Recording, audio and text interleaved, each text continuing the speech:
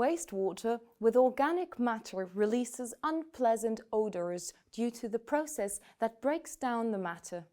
The gases released may also have a negative effect on the health of plant operators and on equipment. Odour control is therefore a crucial stage for the safe and responsible management of a wastewater treatment plant. First, we will look at the purpose of odour control and then differentiate between the three major odour control techniques: physicochemical odour control, biological odour control, or activated carbon odour control. Before going further in understanding the processes used in odour control, it is important to understand the aims of this stage. Wastewater contains organic matter, either in a particulate or dissolved form. This organic matter, containing mainly nitrogen and phosphorus compounds, releases unpleasant odours caused by the process that breaks down matter. Most of the odorous compounds found in plants are parts of the sulfur or nitrogen-containing families. To avoid the spread of foul odours released by the different treatment equipment, it is necessary to isolate the sources of these odours in sealed enclosures.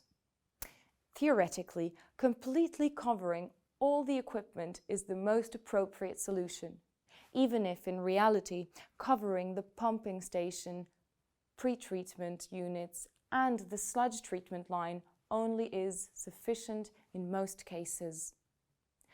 Following containment, odours are removed by forced ventilation so that the odorous compounds can be treated.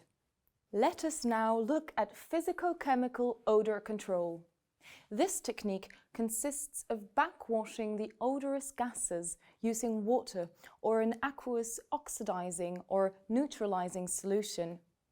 The transfer of odorous molecules from the gaseous phase to an aqueous phase is carried out using equipment called scrubbers. A pumping system circulates the water or aqueous solution in the scrubber. Depending upon the nature of the gases, treatment is performed in either 2, 3, or even 4 scrubbers. In each of them, a neutralizing agent, acid or alkaline, is added to the scrubbing solution in order to accelerate the transfer of the compound. For example, in the following example, 4 scrubbers are used. In the first tower, the treatment process uses acid by injecting sulfuric acid or H2SO4. Scrubbing's main function is to remove nitrogen compounds such as NH3. In the second and third columns, respectively called oxidants and alkalines, the removal of sulfur compounds such as H2S is mainly carried out. Oxidation, or the loss of an electron, is carried out by adding bleach or sodium hypochlorite, the formula for which is NaClO. Neutralizing or increasing pH is carried using caustic soda or sodium hydroxide with the formula NaOH. In a possible fourth scrubber, called slightly alkaline and reducing, an additional polishing treatment can be carried out too. In particular, this stage can also remove residual chlorine. To carry out a reduction or gain an electron, sodium bisulfite, NaHSO3, is used.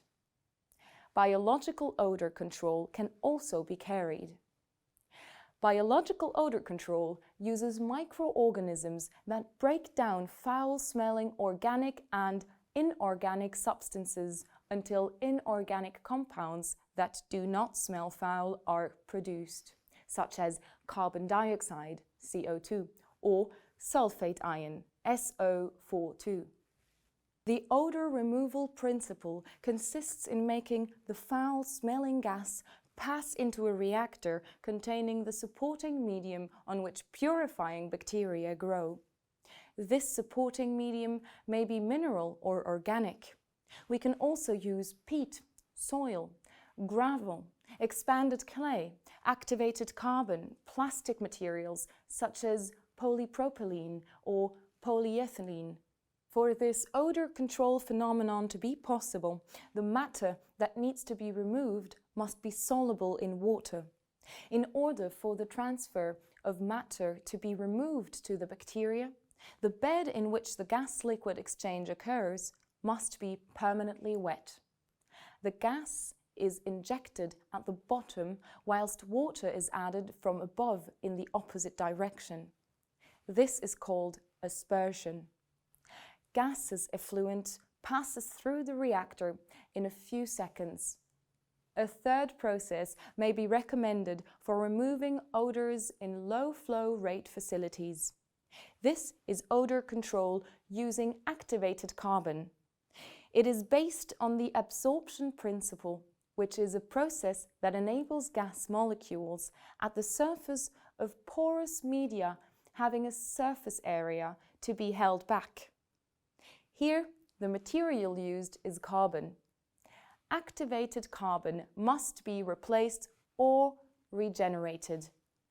What you need to remember: the purpose of odor control is to remove certain gases that are foul-smelling during effluent treatment or that cause health problems or damage to equipment.